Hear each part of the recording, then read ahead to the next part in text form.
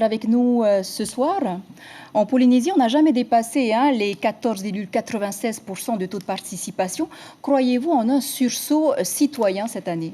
Alors, en fait, comme vous le savez déjà pour les présidentielles, en Polynésie française, on vote pour les élections nationales et les élections européennes en fonction des directives des hommes politiques locaux.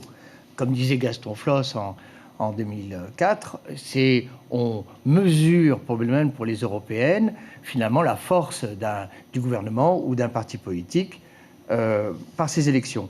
Alors, je donne un exemple. Quand en 1984, Gaston Floss était dans la liste des européennes représentées par Simone Veil, le taux de participation était de 58%. C'est quand même extrêmement élevé. Et 5 ans plus tard, Gaston Floss n'est plus au pouvoir, c'est Alexandre Leontiev, qui ne s'intéresse pas aux européennes. On tombe à 10%. 10%. Donc après, on a eu en 1994 22%, 2009 23%. Le fameux score de 15%, c'était aux dernières élections. Donc en réalité, ça va dépendre des élus locaux. Est-ce qu'ils ont fait une bonne campagne? Et ils vont mesurer leur popularité comme ça. Donc, je ne veux pas faire pronostic, mais on peut espérer, puisqu'il y a quand même des Polynésiens qui sont dans les listes, on peut espérer un score de 20%. On est toujours, de toute façon, très loin des 70% des élections territoriales, bien évidemment. Sémir, il faut dire que l'Europe fait peur à la Polynésie. C'est d'ailleurs pour cela que le gouvernement a toujours refusé le statut de région ultra-périphérique de l'Union européenne. Qu'est-ce qu'elle a à perdre?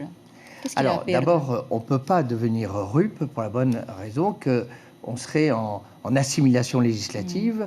Ça veut dire que d'abord les lois métropolitaines s'appliqueraient en Polynésie, puis les lois européennes. Donc c'est impossible, il faut être département d'outre-mer pour pouvoir devenir RUP. C'est pour ça qu'on ne peut pas, juridiquement, on ne peut pas l'être.